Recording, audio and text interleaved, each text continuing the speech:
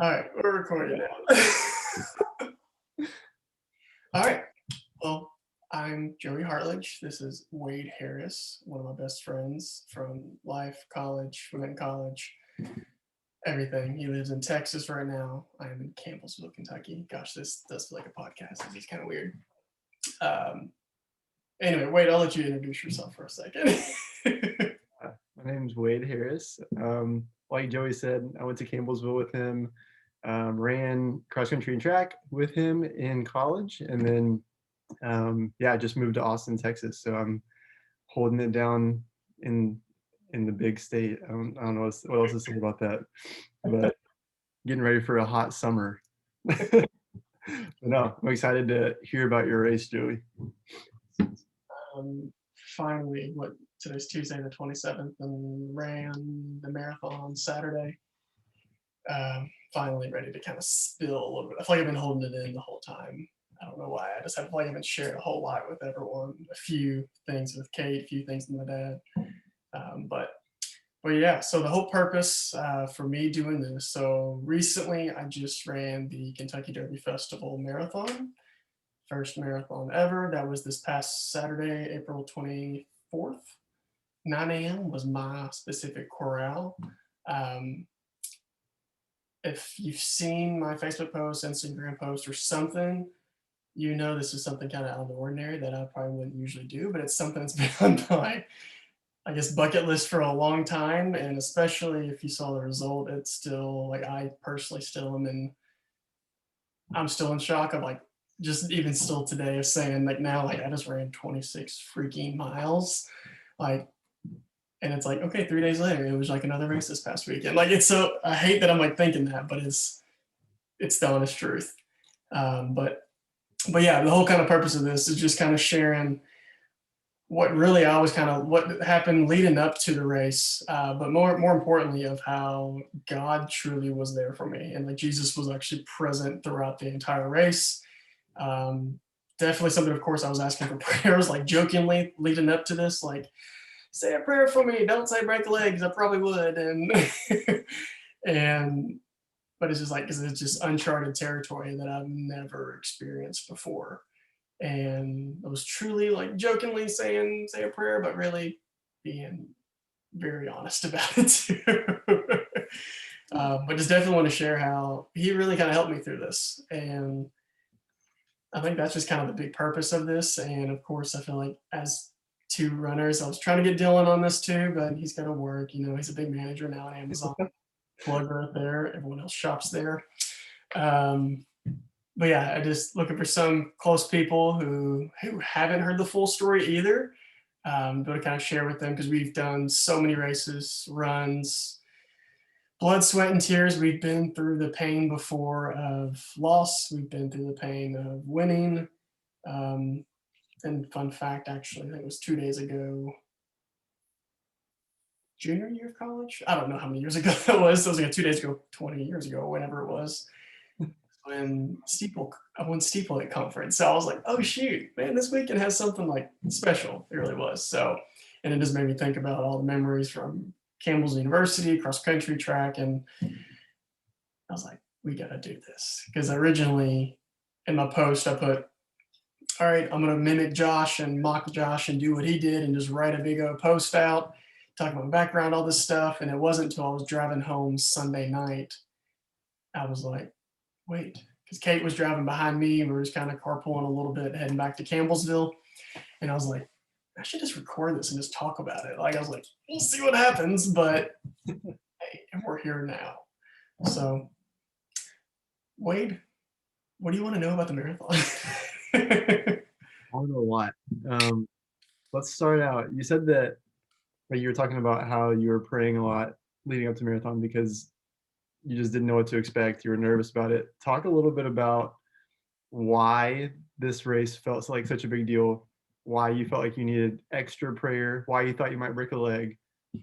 Just talk a little bit about like leading up to the race, why you were so nervous about what might happen. Okay. I guess the background. course, we've college runners, we've done mileage, we've done 50 miles, 60 miles, 70 miles, maybe 80-mile weeks. You probably did a lot since you're a 10K guy in track. Let's see, after college, didn't really have a whole lot of motivation here and there, maybe run some races. One year got motivated. And then around that time, probably in 2016 was when I graduated. 2018, I was like, okay, I think a marathon would be pretty cool for a bucket list. I know I'm kind of going the timeline, but 2020 is originally when I signed up for the marathon, just to like, or for the 2020 marathon race, just to be like, okay, if I don't sign up for it, I'm never going to do it. That's just how I am. And so I finally did it. And I was like, all right, let's do it. COVID happened, of course. You could defer the fall, you could defer all the way to 2021. Here we are.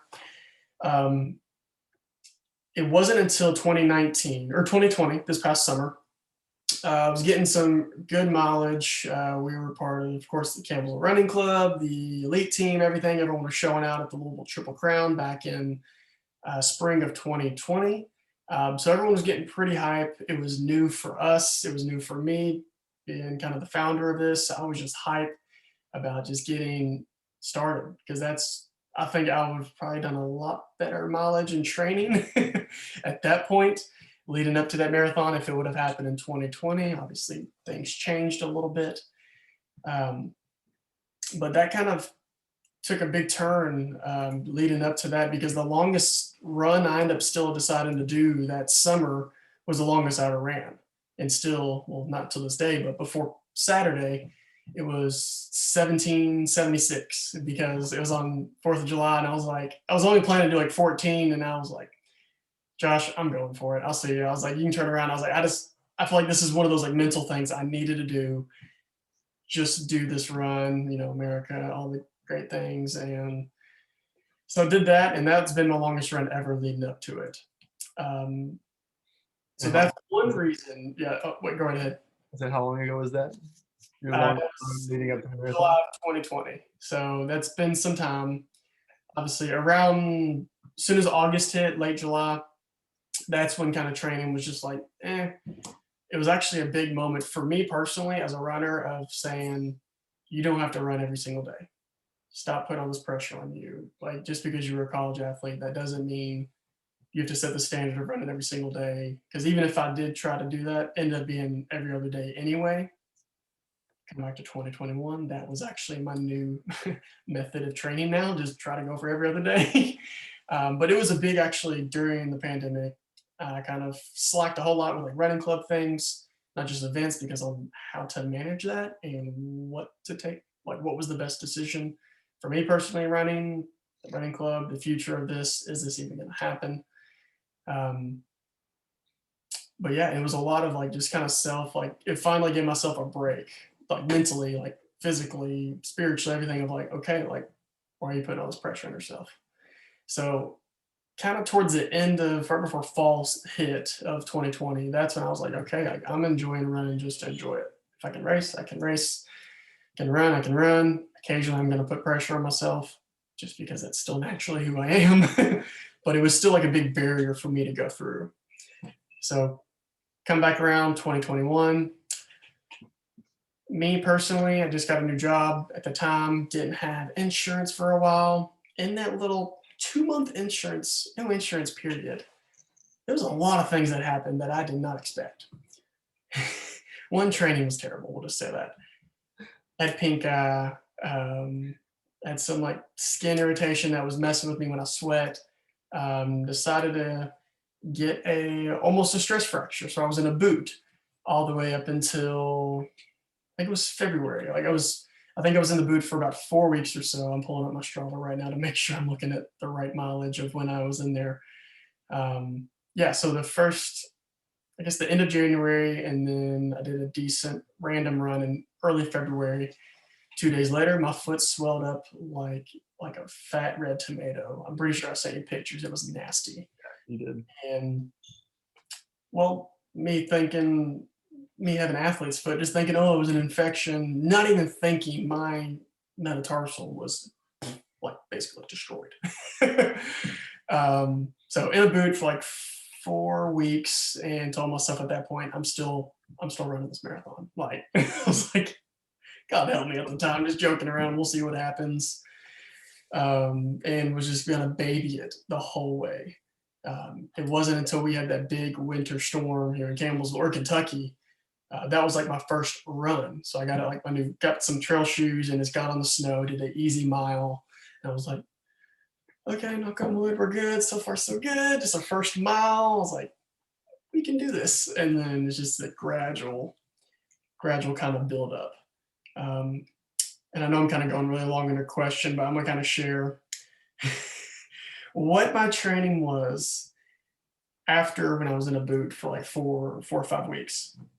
So let's see, week of February 15th, well, the week before that, 1 mile. Next week, 3 1/4. Next week, 8 1/2. First week of March, 8 1/2. March 8th, 15 miles. March 15th, 20 miles. At that point, I was like, okay, my long run is 7 miles. From there on, I was going to do every Saturday. I did 7, 9, 11, 13. 13.1 was like my longest run goal before the marathon. So March 15th was 20 miles, March 22nd, 23, March 29th, 25. And then April 5th, which was the half marathon, my big long run, I only did 28 miles leading up to it. And then the week before the marathon, I think I just did 11 miles just to kind of like, my taper now. but I was like, I really am just gonna like chill. Didn't really do a whole lot coming into that week. So I was like, I don't really care. Or I cared, but I was just like, I didn't really care. Like I didn't need to run. Like I was like, I'm about to run 26 miles coming up. So I'm gonna chill, relax a little bit. And then the week of, I think it was the week of, was actually the second time I ran in the new Brooks Hyperion Elite. I don't even know if I'm saying that right. Hopefully I am. The ones that basically everyone started wearing at the Olympic trials back in 2020 of February, then COVID hit. So found them for a great deal. It was a huge steal. So I was like, heck yeah, I'm buying those bad boys. Those are gonna be my marathon shoes. Bought them back in, it was literally the week before I was in a boot. So I was pissed. I was like, dang it, there goes that. And so got them and I was like, I can't even try them on now because my foot is this fat. So had like the week of Wednesday before was when I finally ran another like 3 miles in them just to like get a feel for them, try to break them in. I think I had a total of like 12 miles in them before running the marathon just to kind of make sure I felt comfortable and my foot was striking right. And yeah, so I know I went really long in that question, but that's what I do. Oh, we want to know what's going on. I want to know what's going on. What's leading up? So that's good. Quick aside, how did the Brooks Hyperions feel? I've heard great things and I want to try them, but I want to hear from a recent marathon runner. Like how did they feel during the race? Would you recommend them? Yes, highly recommend them. I think the first time I ran in them, or even just tried them on, would have been my third shoe testing out that had a carbon fiber plate. I think the first one I had was I think it was like the very first Nike Fly, just general Fly. I got them at the outlet for like $80. It was like one was black, one was white. I don't remember which one it was, but I liked them. It was the first time wearing a carbon fiber plate, and I was like, heck yeah, this is gonna make me fast, And then I tested out. Shout out to Brett Pierce for this one. He let me try out the Adidas. I can't even think which ones they are. Anyway, real runner over here. Tried those out. They were half size big, and I was like, I'm just gonna use these and make them work for the marathon. Terrible idea. Don't ever do that. Gave them back to him, and those were cool. But then I got the Brooks, and I've been a runner Brooks. I've recently been in the Brooks Revels a lot. Rebel 3, Rebel 4. I had like 4 pairs of those. Shout out, or not shout out, but actually, yeah, shout out to my mom because, I have a bunion. It's hereditary in our family. Big shout out to her. So for that type of shoe, it works very well. I'm pretty open. Best shout out you could have ever given. That's a big part when I have to choose like my shoes. My left foot is like jank. He goes that way. He'll laugh at me every time he sees my toes. The left one goes that way, but my right foot, the bone, like, can't say the left me because I'm using my hand as like a foot, but like the bone right here is like higher. So it's like I can wear one really tight on my left foot, but my toe box sucks. But my right foot toe box is fine, but it's like I can't tap too tight. That's annoying. I don't know if anyone's ever known that about me, but that's really annoying. I lived with you for several years and I did not know that. So I knew about the bunion though. Everyone knows Hard to miss. left. But yeah, but actually running in them, warmed up in like a half mile. I was like, I don't know if this is gonna work. Half mile just to warm up before a marathon.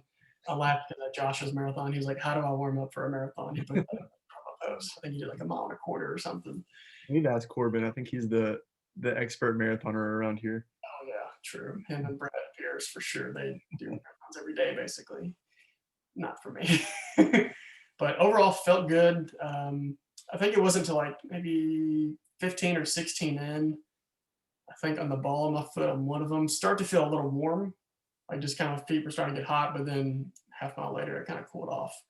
No problems. Because there's not a lot of like compact on top, or it's more not meshy. It's not meshy really, but it's not like a real like tight knit of where it's like if you're making jagged turns, which there really weren't turns, but I've done it on a regular run with those, and it's felt weird.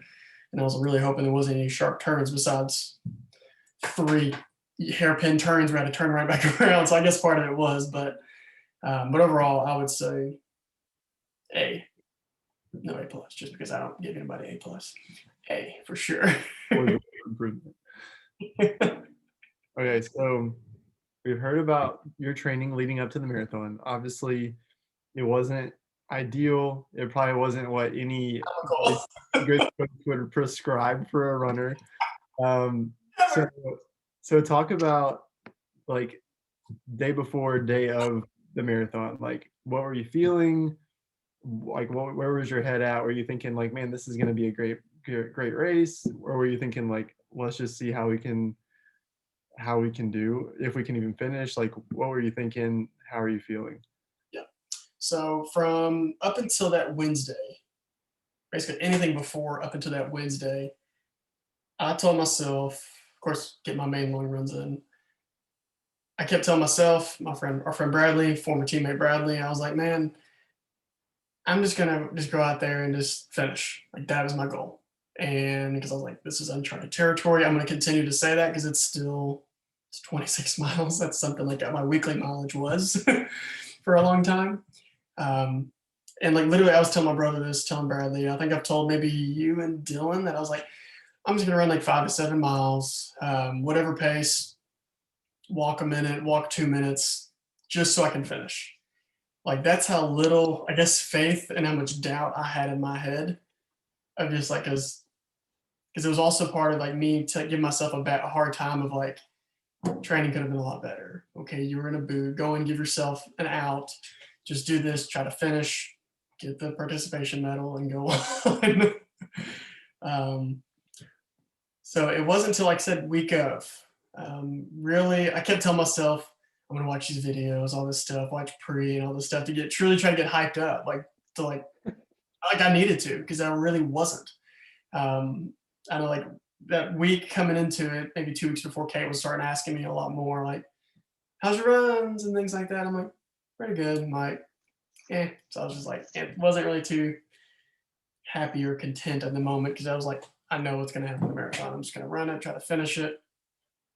Didn't have a plan at that point at all of who was going to be there, who was going to be in town. I didn't even know if Kate was going to be in town. But then that Wednesday hit. That's when I like did my last run in the shoes. Stayed late a little bit after work, and I was like, hey, I'm just going to do my run from here.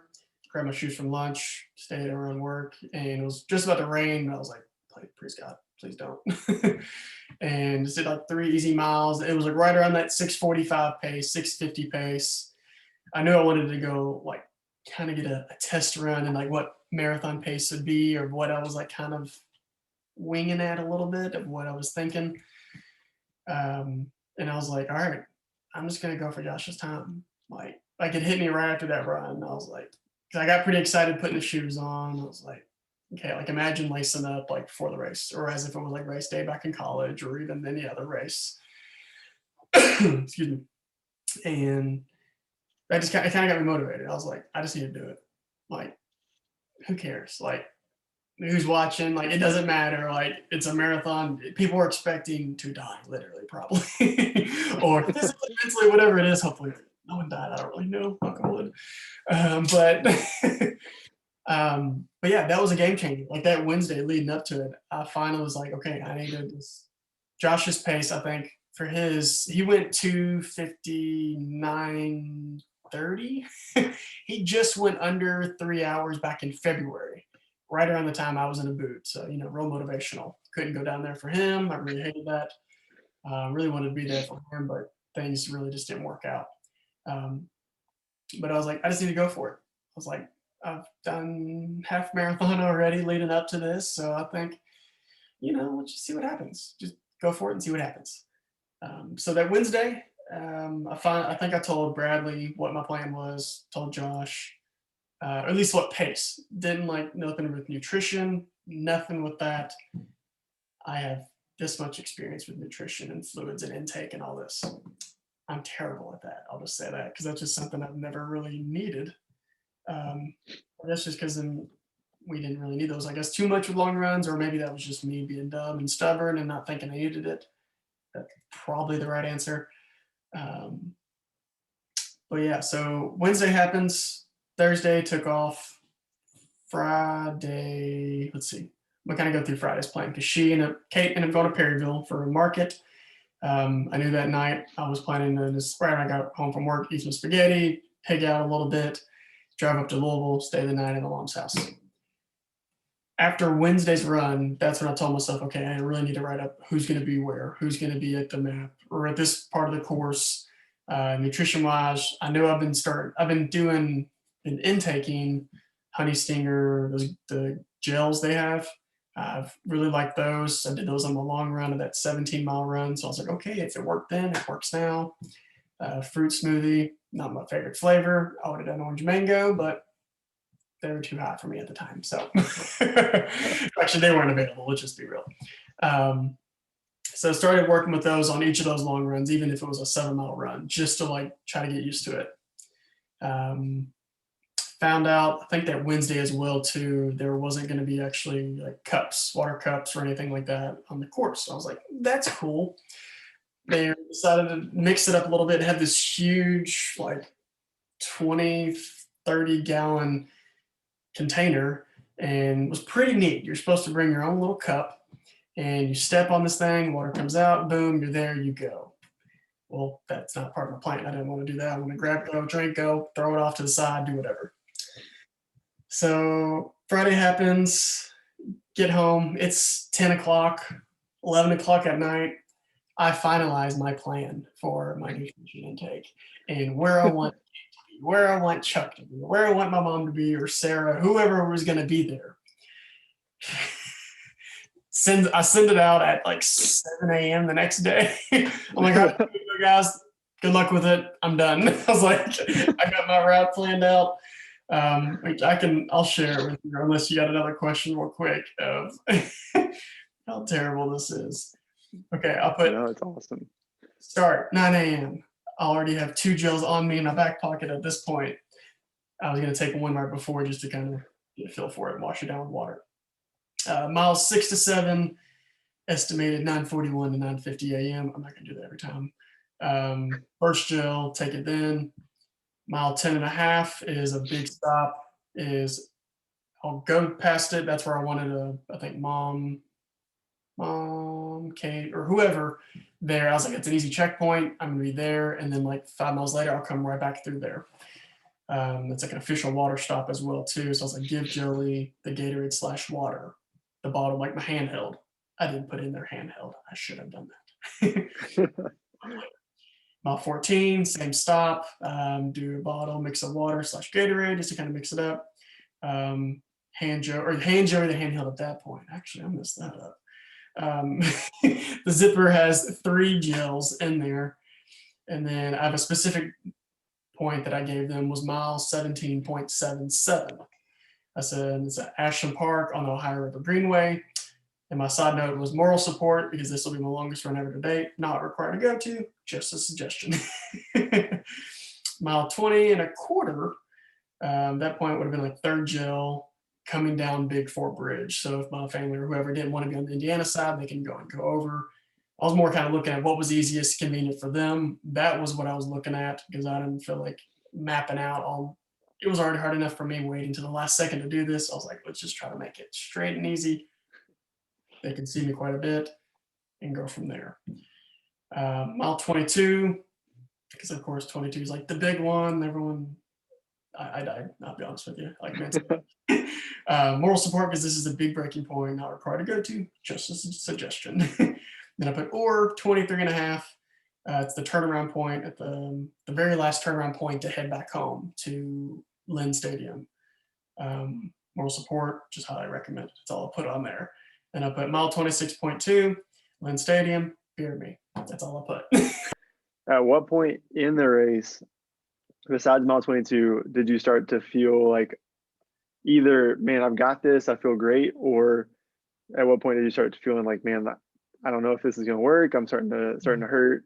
Like, kind of take us through the race, how you were feeling at certain points, and yeah, just kind of, were you feeling good, were you feeling bad? Did you go through different walls, get a runner's high? Like, how are you feeling through the course of the race?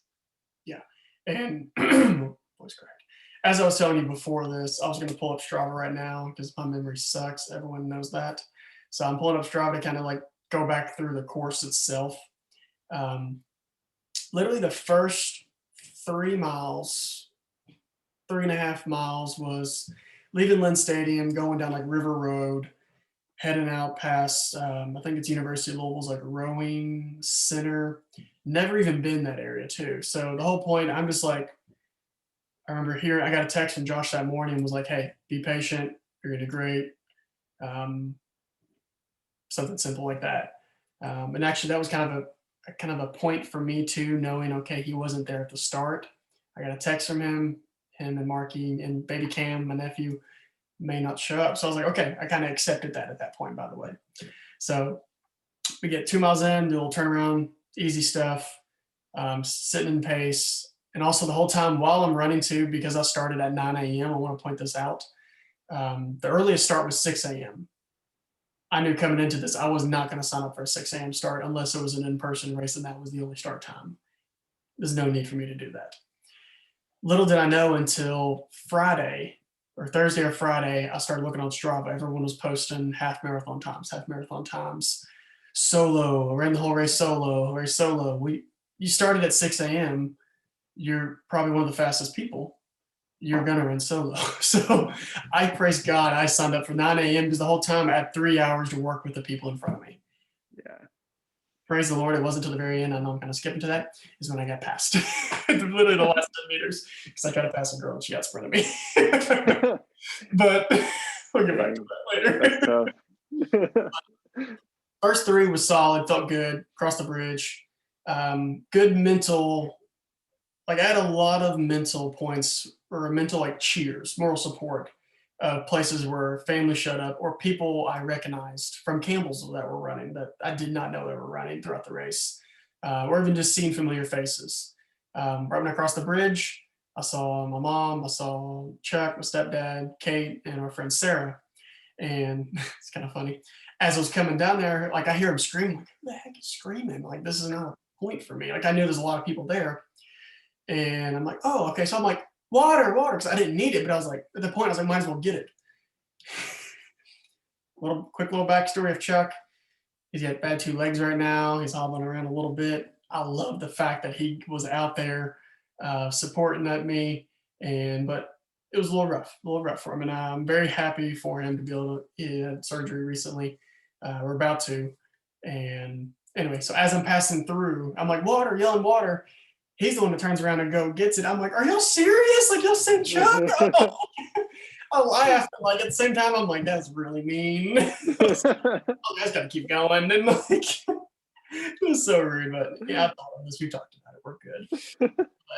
But like, it was just like, it was good. Like, have a little bit of humor. Like, I saw humor because the other people didn't go get it.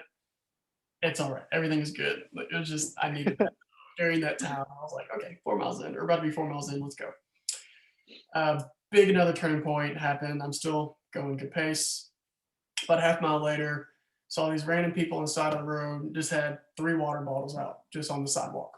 I was like, these free? And they're like, yeah, of course. And I grabbed it, mental boost right there. A little swig of water, held that for a while. And then about 4.5 comes up. I see some person on a bike rolling up behind like a big flood wall they have, or a big concrete wall over there they have in southern Indiana. Also, if you don't know, most of the race was in Indiana, not necessarily Kentucky or Louisville for people who don't know. Check out the course route, it's pretty cool. Anyway, come around this wall is a guy on a bike, has a hat on, didn't really recognize, turned over again, it's Josh. And I was like, oh shoot, let's go. I was like, all right, like that was cool. Like I just didn't expect him. And I know I was kind of telling you this before, I was a little hesitant about sharing it, but he rode with me for quite some time. He did. Here and there, though, he still checked on other people. He went out and did his thing. I don't know if there's against the rules or anything like that. And I never actually literally looked up everywhere to see if there was something like that. If you could have someone bike with you or running with you, is basically pacing with you too at the same time. But I don't care. Someone can give me crap about it, but that in that current moment, like that was something. At the time, I didn't realize like that was Jesus literally on a bike riding through, like helping me out. But it really was. It was a moment for brotherly love to truly come in and support me, especially through all the races that I've been through over the years, high school, college. It meant a lot. It really, really did. But kind of go through there, get to the 10.5 point, that marker where I wanted people. Josh wasn't with me at the time. Don't know where the heck he was. Saw Kate and Sarah coming up on there. And at the time I was like, yeah, bottle, Gatorade, water bottle, whatever. I need that. And like, what? They're like, yeah, Joey, go, keep going, all this stuff. And then I'm yelling, Nature Valley granola bar. By the way, that was one thing I wanted for some reason, and 2 sacks. So it was a banana and some other things too. Most people would not probably want a granola bar, especially that dry of a bar. Anyway, they couldn't get it. So, and there's a video I posted of Sarah and Kate running to go hand off the granola bar to me on the other side of the little, because that's typically where the turnaround point for the half marathon was. So I get to the other point. So I'm thinking, okay, they didn't make it. I see water bottles there. I think it was Michael Clemens, who owns a Louisville running company. Shout out to him real quick. He was manning that station. By the way, they had a lot of water bottles. They decided to do that the day of race instead of the cups. Shout out to them again. That was a great addition for them specifically. Anyway, go to grab a bottle, knock 30 over, and I was like, shoot. And he was like, here, just take a bottle, man. I'm like, thanks. Go over. Kate hands me a granola bar, take it, about run her over, and just go. And I was like, all right, that was kind of smooth, sort of. So, and then about a mile later, Josh catches back up with me. So we're about 12 in. Keep going, mental motivation, normal things, get to the turnaround point, which is around 12 and a half, I think. Come back at half marathon. Half marathon, I was like, okay, like I'm good. We're still hitting around 6:40s. Like I'll run through. We went 6:42, 6:38, 6:42, 43, 31 mile 5, 41, 42, 31, 34, 44, 40, another 40. Half marathon was 6:46 mile. So like I said, my goal was 6:45. Like that's what I was going for. And felt pretty good, felt confident during those times. And then I knew after that half marathon point, I finally was like, okay, I need to like verbally say this to Josh so he kind of knows what my inner goal was. Because we were kind of talking kind of like normal. Like there was still some heavy breathing. Heart rate was high for me, which is like 170s, 80s. I think I stayed that around like the whole time, which is still kind of crazy for me. But I finally was like verbally telling him, I was like, hey, like a big goal of mine is staying under 7-minute pace by 18. Obviously 17.77 was a mental goal for me, longest run ever. But I was like, if I can do that, I think we're in good hands. I told him that around like 14, I think. But right before I told him that, I started thinking, like, I was like, I still have like 12 miles to go. And like, I started imagining like me finishing. And like, for like 10 seconds during the run, like, I started getting like emotional a little bit. I was like, this would be so cool if I finish this. Like, it really would be so cool. Like, I was like, I don't know, like, I didn't have any like big doubts at that point. I was like, I was still like, I'm just gonna go until my legs fall off, really. But it was just like I got like true like emotional like 15, 20 seconds. I was like, man, this would be so cool. Like, just like, not for me, like me just personally, but like, I don't know, like it was a story, like truly, like Jesus was there the whole time. Um, and I left out a huge big point during this whole process. I wanted to share, and I'll get back to like where I was 15 or 16. Um, my beginning race day prep is kind of funny. I have a couple of different, I had 6 songs I played leading up to it, by the way, during my warm up. First 3, I think first 2 were worship songs, actually. Gyra by Elevation Worship, Maverick City, Chandler Moore, and Naomi Rain. That just gets me in my feels. It really does. And then another song called Talking to Jesus. I think they recently released that one out too. Like, I really just wanted to like truly embrace the moment of what was happening today and actually just give praise to Jesus, really. Because I was like, leading up to today, okay, first off, I couldn't have been here without him today. Be with me during this time, please, at the same time. But I was just trying to like truly just like settle in. I'll be honest, I was on the porta potty listening to this, just jamming. Like, I really was. I was just like, I don't care. Like, I didn't have headphones in. I was just blaring it. And then the third song, Anything about Maverick City is fantastic. So and I didn't even discover them until like a month ago. I was like, good gosh, where have I been? so good. I've been addicted lately. And then the blessing by Elevation Worship. And I remember halfway through that song, because I think it's like an 8-minute extended song. Most Elevation Worship songs, I feel like, are Maverick City. 10-minute for Maverick City now. I just remember like I was sitting on the trunk, putting shoes on and stuff, and I went to mom's. She was sitting in the car. I was like, hey, do you got a pen? I was like, just really want a pen.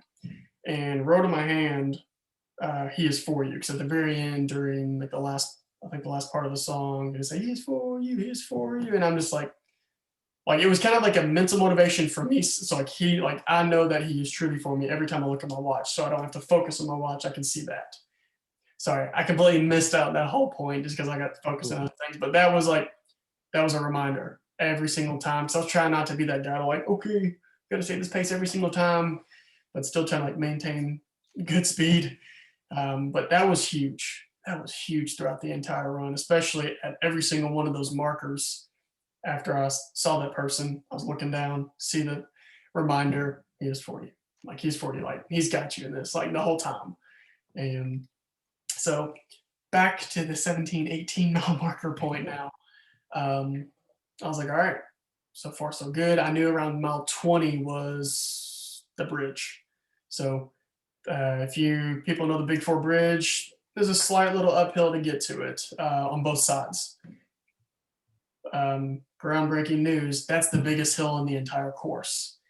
This is a very flat course. I think elevation total was like 165 gain. So the flattest course you'll ever see. I know I got bike assisted, whatever you want to say, Jesus assisted, cheat the system, whatever I did. I'm giving him the credit no matter what, Jesus. But leading up to that, I knew obviously 20 was a big one, still uncharted territory. Let's see. Leading up, before I hit the mile 20 marker, I got to share this. They were there again. Josh was riding. He was telling me his sister-in-law, Erin, was also running the marathon too. At that point, I was about to catch up to her because I think she started like an hour before. So we just like passed her, like wave, say hi to her, and then I see Chuck, mom, and them like crazy.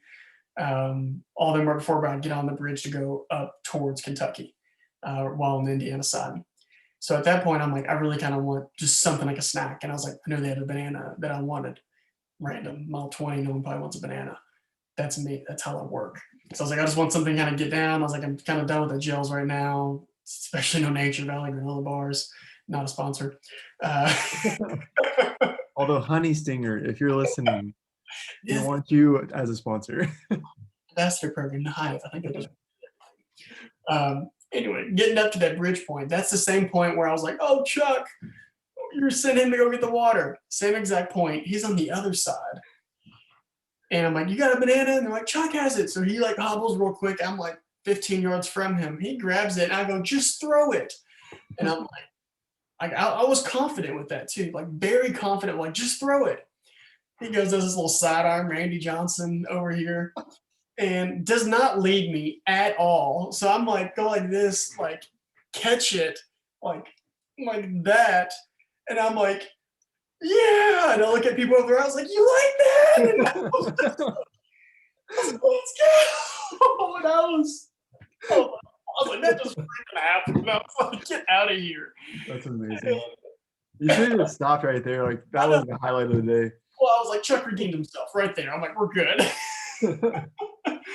And so going up to it, Josh follows me, and I was like, hey, I'm gonna throw this banana peel in the river. I was like we were just having conversation. That's how like it felt good to have that still. Like I just felt comfortable with him too, knowing that someone was with me, supporting me, wasn't too talkative or anything like that too. Anyway, I was telling him like, hey, I'm gonna throw in the river. Hint, hint.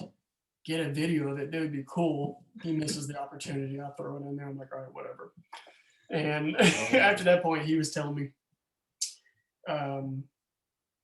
he's like, I think I got to leave because they had to go to a wedding or something like that later on in the day, which it was already a long day for them. And so he's like, yeah, I'll probably have to lift or dip out as soon as we get across the bridge. I'm like, okay. So he dips out for a second and then he comes right back at like 21. I'm like, oh, he's like, yeah, I can stick with you till 22. I'm like, all right, sweet. I came out hot coming down that bridge, the big downhill, went like a 6:28. And I remember saying like, oh, that was kind of hot. I was like, oh, well, let's just keep going. But at that point, I was like, I'm on Kentucky. We're back in Kentucky. I was like, we have 5 miles, 5.2 to go.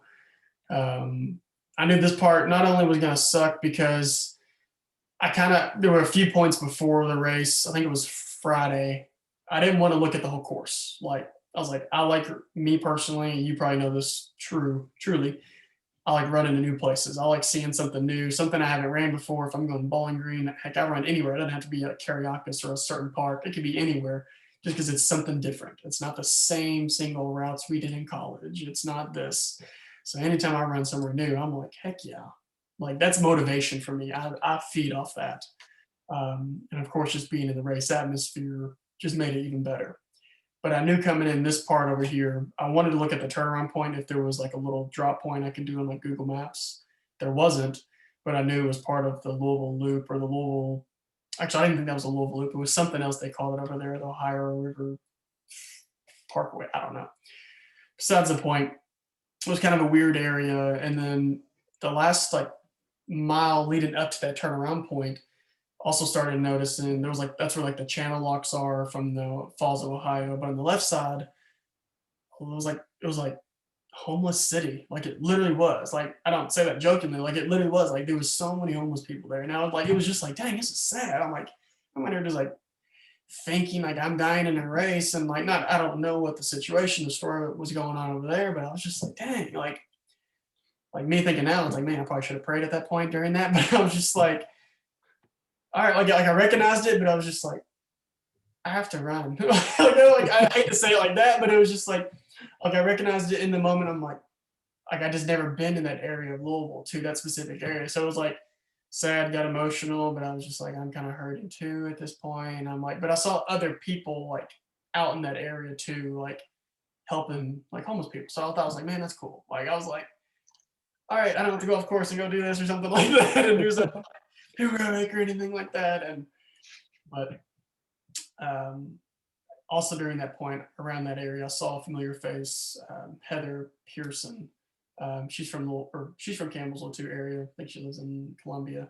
Saw her like 3 times throughout the race, and we were just smiling at each other the entire time. And like it literally like was a mental boost anytime I saw something familiar.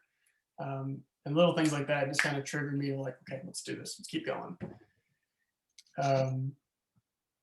Last little point I'll share, and then I'll let you kind of follow up with another question. I'll just keep going for like 30 minutes each. But I think Josh was saying to me around 22, was like, hey, if you stay under 6 something, 7 something, you got this. And wasn't doing the math at that point until like 23. I was like, all right, at that point, I knew my watch was already 0.3 faster than what the markers were saying. Earlier around half marathon, everything was 0.1. It was consistent 0.1, 0.1 ahead, 0.1 ahead. I'm like, okay, that's fine. All of a sudden, it jumped to like 0.3, and I'm like, okay, I need to start doing math. And I was like, okay, easy, subtract from 2 hours, just take a look at it. I'm like, I have 3 miles to go. All right, I can run 21 minutes. Or 20 minutes, I think it's what it was. And I'm like, okay, good. I ran about another half mile, and I'm like, wait, there's still 0.2 after that. I'm like, shoot. Like, I may be cutting it close. So I think 22 was 6:56, 23, 6:53, 24, 6:59, 25, 6:57. 24, 25 kind of sucked because during that area, it's by like Joe's Crab Shack, right there along the river and like the underpass, I guess. There's these huge concrete walls like that are holding up the whole overpass that are like 6 feet wide, and on each side there's like 3 feet on one side, 5 feet on the other. So it's tight quarters, and there's not a whole lot of traffic going through there from other runners. But I was like, this is kind of sketchy, and it was kind of a slant the whole way. So I was like, that kind of sucked. So like coming back, I knew I was waiting just to see the 25 mark, and then before I hit that, I actually saw Erin, who is Josh's sister-in-law. And we were like, hey, like real quick. And it was just like another like mental boost. It was just like, all right, someone familiar, like that helped. Like it was all like anytime like I was like feeling down on myself, whether it was physically, mentally, like there was like another like a perfect, like it was perfect. It was stupid how perfect timing things were. Like I was like, he's for us. I knew it. Like it was just like, he's got me. like not at that moment I was joking like that, but I was still like dying in a sense. But it was like, okay, like I'm like, this is gonna be amazing. Like I knew I was cutting it short though. Last mile I ended up doing 7:16, I think it was, or 7:15. And leading up to, there was one point on that 26 mile, at the very beginning of the 26 mile, where it was a stupid little sharp turn around a parking lot that I remember hitting it on the way out. And I was like, why in the heck is that there? Like it was literally the most pointless thing I've ever seen. There could have been another area. I'm just saying another route for that. So like that kind of messed with me a little bit. And then I was like, okay, like trying to like do math. And I'm like, I can't remember where the Big Four Bridge is. Because as soon as you see the Big Four Bridge, you take a right.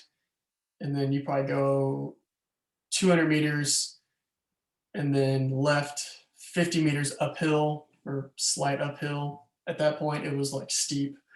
And then 20-meter turn to the finish. But as soon as I saw Big Four Bridge, my memory was lost of how long that stretch was. Could not remember at all. And I'm trying to book it as far as I could. I think there was one person throughout that stretch I like tried to pass. I think it was some lady, and then got around her on the last like little turn and then the uphill. And then I heard like Kate screaming bloody murder basically. And I heard my mom screaming like random stuff. And then like coming up to that point, just like, I think as soon as I made that last little turn uphill, I knew I couldn't remember that sounds weird. I couldn't remember what the finish looked like, but I remember seeing 2 poles. That's all it was. It wasn't like a big old barrier like the start was. So I was like, I don't remember if that was like a checkpoint to get to the finish or if that was the finish. So I'm like, just help me. I'm like, where's the finish at? And so I get up to that little sprint at that uphill about like, I looked at my watch again because I was eyeballing it like crazy the last like 300 meters. And it wasn't until like 150 to go. I was like, okay, I got it. I just got to finish now. Like, just keep kicking in. And then past that girl, if you look up, I think there's a video of it, or I think on Marathon Photo. Look up my bib number. What is it? 643. It's back there. Look up 643 on Marathon Photo. You'll see these pictures of me passing her, me looking like I'm going to die basically. And then she out sprints me right there. I'm like I was like kind of pissed. And I was like, that's That's the only time I got past the whole race. And I was like, dang it, I just let her go. Like Josh was, Awesome. he's like, yeah, I saw pictures that you didn't get past the whole race until then. I was like, and then yeah, I'll share a little bit afterwards. But sorry, I know that's a lot, but that's No, definitely that's great. something I wanted to share. Kind of those little checkpoints throughout the race of it just kind of shows how important it really is. That's one thing I learned from a marathon is how important it is. One, have a game plan. Don't do it the night before. Find what motivates you before any type of race, even if it's a 5K. Having my brother out there, having my dad out there, having your dad out there. Heck yeah, freaking the Sermonator. He was so motivational when my family couldn't be there. Seriously, like that was like little things like that. You find those for any type of race. You gotta give yourself that mental boost, prepare yourself. Because if you don't have things like that, you're gonna break and you're gonna mentally destroy yourself. And but yeah, so that was one huge thing. It was just like having support, whatever that support is. Someone riding on a bike next to you for like 15 miles or, or whatever it is, but Yeah. No, that's good. Yeah. And I think it's a good reminder that like, man, like the running community is just so special too, because like you don't have that kind of atmosphere at other sports. Like you don't have competitors cheering each other on and like encouraging each other during competition. But like running like races, it's just a special place. And just the way that like the crowd and your friends and family like rally around you just like makes all the difference. So yeah, it's just really cool. yeah, and even Um, that, like doing this race or having like a 9 a.m. start, whereas originally it could have started at 6 a.m. or some people did start then that early. First off, it reminded me of Bourbon Chase. So, because I did that back in 2019, and I'm like, okay, I'm just going for kills. Like, let's just one people, two people. Like they always, I was like, that's like the thing in Bourbon Chase. You can't have any people you pass, just kills. If nobody knows what that is,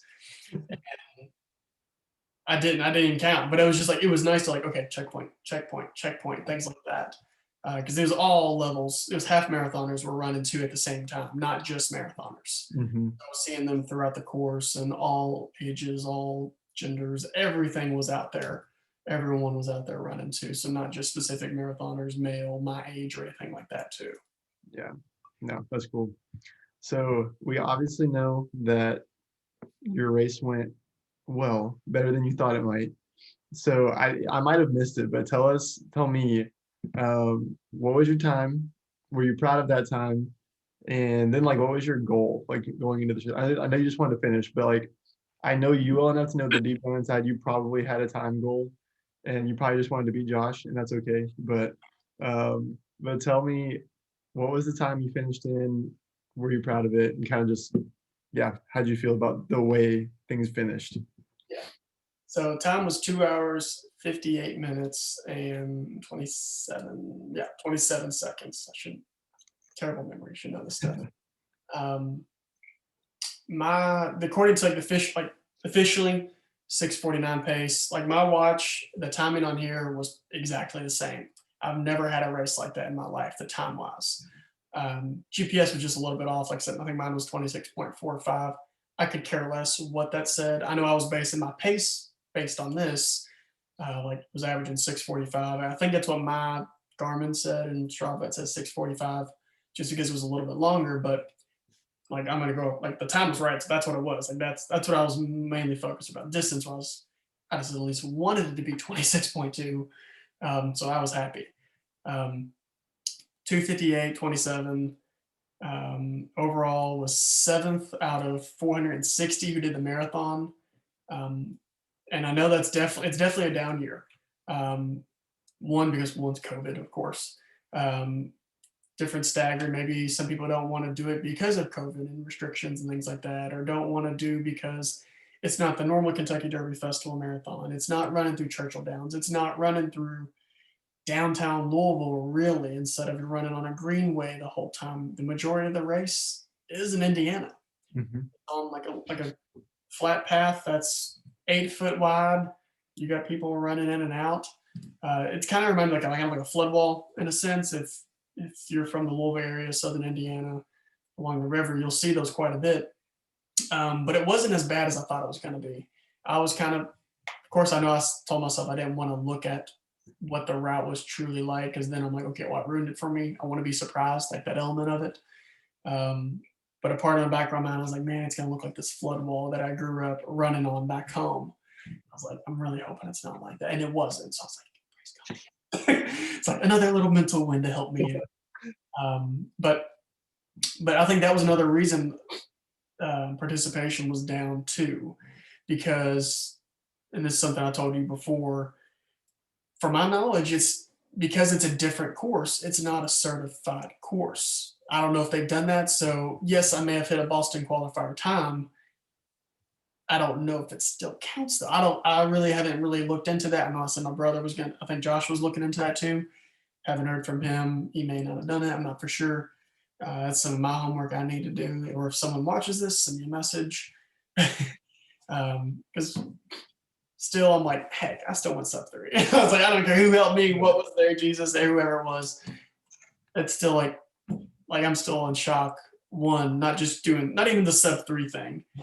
It's more just 26.2 miles, because the most I've ever done was 17 miles. And I was telling my friend Andrew this, who was asking me just kind of a quick, like, little synopsis, like, how was it? I was like, first off, Jesus was there. He was present the entire time. I was like, he was there, helped me along the whole way. And crap, I already lost my train of thought. What the heck you said? But it was, yeah. So just kind of being there, present, that he was there. And okay, I'm terrible. Where am I going with this? I'm gonna look up that text. What exactly I said to him? I'm losing my mind. I hate myself right now. Back on track of my training. Like I know sometimes I can surprise myself of like what physical shape I'm in. If I like, because it's historical, I guess the Joey thing to do is not really train, or like try to train ends up being like crappy if you look at Strava. And then I'll go out and do still like a 17:30 5K. And like I hate myself for that. I'm just like, but then I'm like, all right, well maybe I should just run every other day then. Just like that my training. And Start signing up for races and don't train for them. Like put races on the calendar and then just don't run until that day. You'll be fine. I bet. And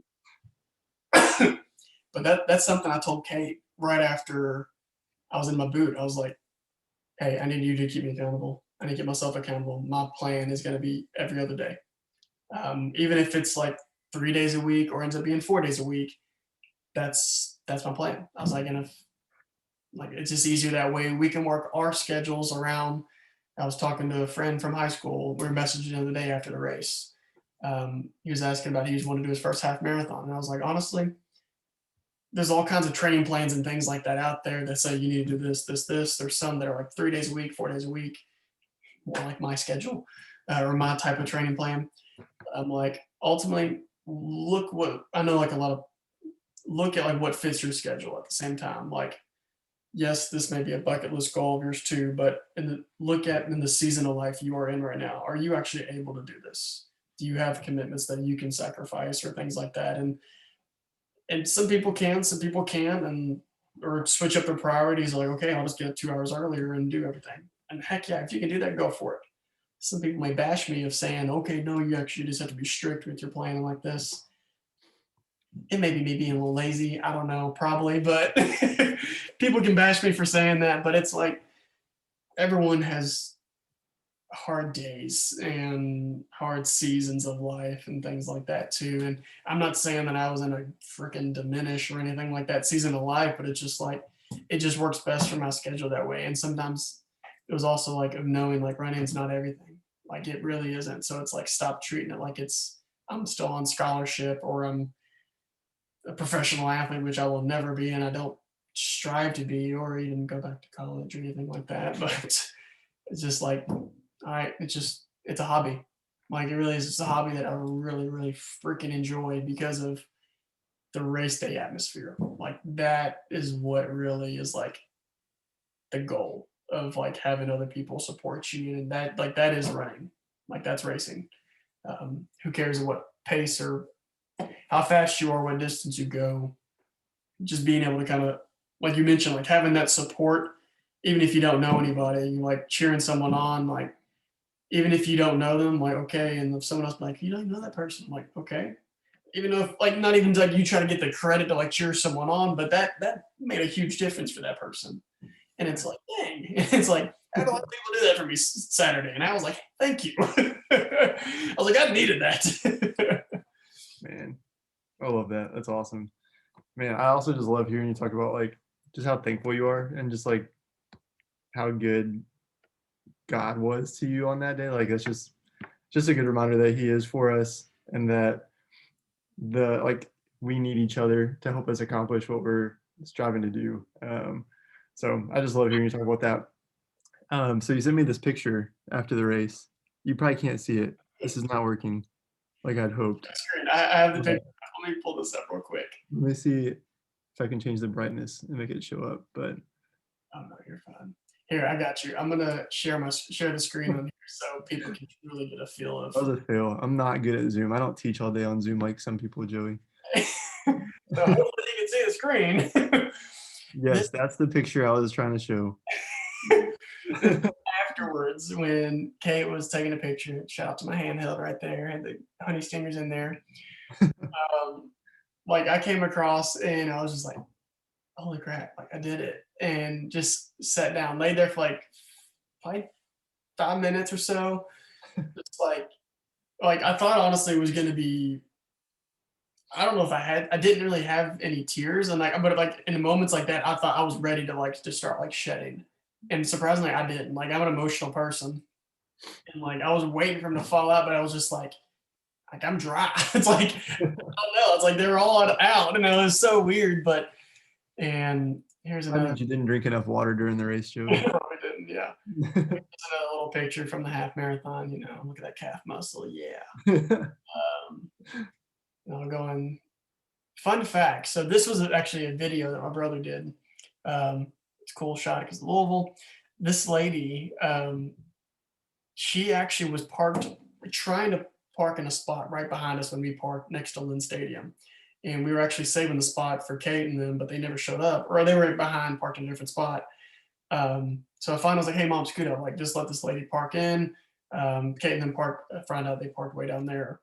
And turns out it was this lady. I was just like Josh screenshotted this and sent it to me. I'm like that's her. Like she was right behind us. Like when I was sitting there listening to music, she was right there in front of me. I was like, it was so weird. And in this moment, I think my friend Alan Matthews from high school, we ran together.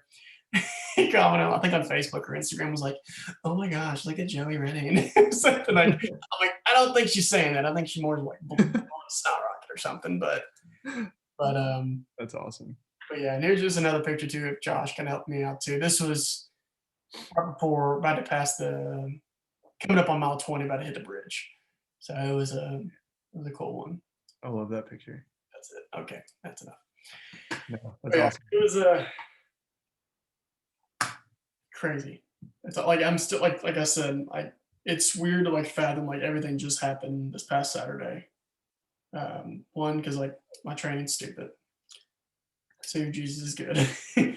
3, it's still like it's weird. Like I mentioned, like it just feels like okay, I raced this past weekend, but it was something like I set records for myself. Like personally, like okay, I know I've done 26 miles. I can't just go out there and do it without having that full experience. Basically, again, I feel like the whole like going through the stage, getting mentally ready, knowing I've signed up for this for about a year and a half now, waiting and dreading it. But yeah, it's still weird. It's weird to say it for a marathon. I'm not a marathoner, just throwing out there. Probably won't do another one for like 2 years. First and last marathon. Yeah. So, all right, 2 questions. Yeah. Then that's all I've got. First is how long is your stash going to stick around? I know it started out as mustache March or whatever, and it is now April 27th, and you still have a mustache. So obviously, it's like a running thing to keep it for a big race. So your marathon's over. So how long is the stash going to stay around? Probably just until this goes back again, because I didn't do this until Friday night. This is a thing I do also, like training plan 11 o'clock at night. I do it 11 o'clock, midnight. That's how I sleep before a race. I like, I That's how don't you sleep all the sleep 5 time. hours before a race every single time, or 6 hours. And like, I'm always at either Josh's house or my mom's house, trimming at like 11:30 at night. And they're like, "Are you kidding me? Like, go to bed." No, I'm like, I got to do it for the stash. But Hey, shout nothing out but respect. wanting to do, I think in February 26th or 7th, he was like, "Let's do mustache march." And I'm like, "Okay, whatever." I was like, "All right, mask. No one's gonna see it that much anyway. Let's just do it." I haven't done it since 2019 half marathon, Kentucky Derby one. But you probably didn't know this, but I haven't had this all of April. I kept it for like the first week, and then it started growing. I just kind of let it go. This I did. It actually was. I can't see. It was down to here, I think, for the race. So I mean, I went like not like full shooting. Is that what it's called? I think. I think so.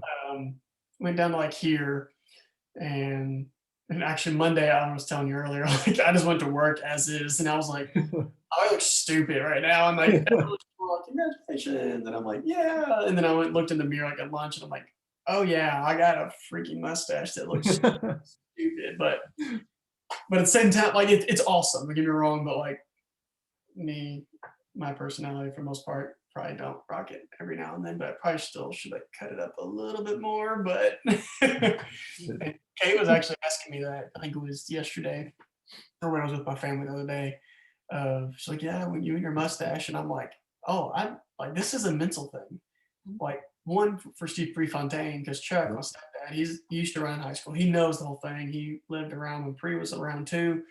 Like knew the motivation of just the stash, and like I was telling you earlier too. I'm watching Dale Earnhardt documentary last night, and I was so stoked because like he had a mustache, and I was like, "R.I.P. by the way, Dale Earnhardt, 2001 Daytona." But go Dale! Sorry, I'm going way off topic right now. But gosh, people are gonna hate me after this and see a different side of me. But I was like, this is a mental thing. I was like, people comment on those things during a race. They're like, "Look at that stash," and I'm like, "Yeah, like I feed off of it. Like it's a thing. Like stupid, but it's a runner thing. It really is." It is. It is. I can kind of help benefit myself to get me motivated. You gotta find those things to do. Trust me. Oh, I get it. I get it. Man. Okay. So the next question is, you said you probably want to do another marathon, but what's next? Do you have another race on the calendar? Are you hoping to do something soon, or are you just taking a break right now?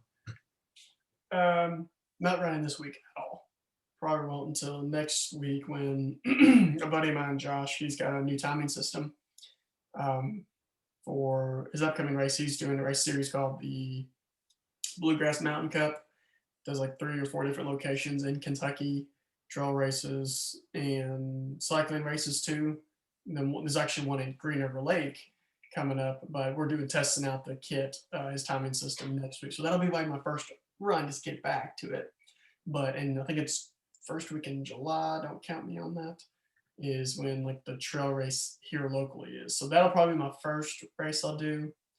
Don't know if I'll do the 5K or the 10K of it. Did it 2 years ago and did the 10K, and it was pretty fun. It was the hottest day ever.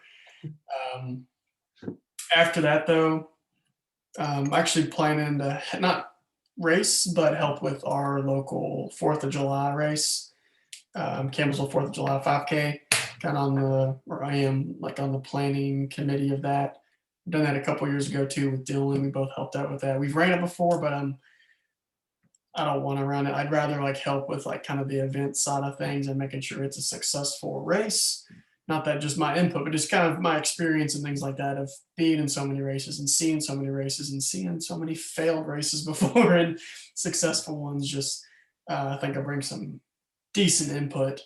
But after that, really nothing set like regular race wise, but myself, my brother, and the Bernheim Forest Gumps will be running the Bourbon Chase. And I'm just like, after running the marathon, like, like getting the kills and stuff like that. I'm so more motivated now, like Right. to do the bourbon chase, and it's just a different experience. And it's like it's hard to compare now that I've done a marathon. I'd say the bourbon chase was like my favorite running event ever. Not that this was my favorite running event, but just the experience of all of it is probably still the marathon is probably my top, or tied right there with 2019 bourbon chase. So Man, that's awesome. I'm excited. Well, those are all my questions. Congratulations on a great marathon. I know I'd say it all the time jokingly about how it just is always amazing to me how you can do nothing for 6 months and then bust out a great time, a great race. But it is impressive and it's something to be proud of. So congratulations. I know you really did put in work, and running a marathon is always a feat. So it's a big deal and you should be proud. So congratulations. You also now have the Hartlage Marathon PR. So Josh needs to get his butt in gear and get another marathon on the calendar and see if he can take another stab at it. But man, and if my dad watches this, he's gonna comment as soon as at this point in the video, he's gonna be like, "Well, he's not the oldest marathoner." Like he keeps saying he's gonna run one at 60. Like ever since I told him I was signed up for this one, I'm like, okay. that's awesome. And I'm sure Josh is very happy, but also probably kind of pissed that I just missed time. If you'd been on a bike for his marathon, he might have run a little faster. So It's very true. His kid was awful, very awful, very awful. It was wet and nasty and cold, but that just means I got to help him for the next one. So yeah, that's right. yeah, Wade, thank you. I really do appreciate it. Getting a chance to do this. I don't even know what our time is at now. I can't see that on the recording. That's okay. If you liked our podcast, you can subscribe by swiping up. I'm just kidding. I don't know if you can actually do that, but Block us. Don't share this. I don't even want to share this either. But yeah, thank you, Wade. Appreciate it. I would love if anyone has questions. I don't want to say for training tips because I don't have training tips really, because I would be a terrible motivational speaker. Let's just be real. Because I'd be like, just wing it. Actually, what I would really say is give to Jesus. Like that's really what I would say at this point. Man, that's good. So, all right. Well, thank you, Wade. I appreciate it. Yeah. I'm just going to stop it. We can still keep talking after the recording. But thank you all. If y'all have questions, be sure to comment or message wherever I decide to put this. Thanks.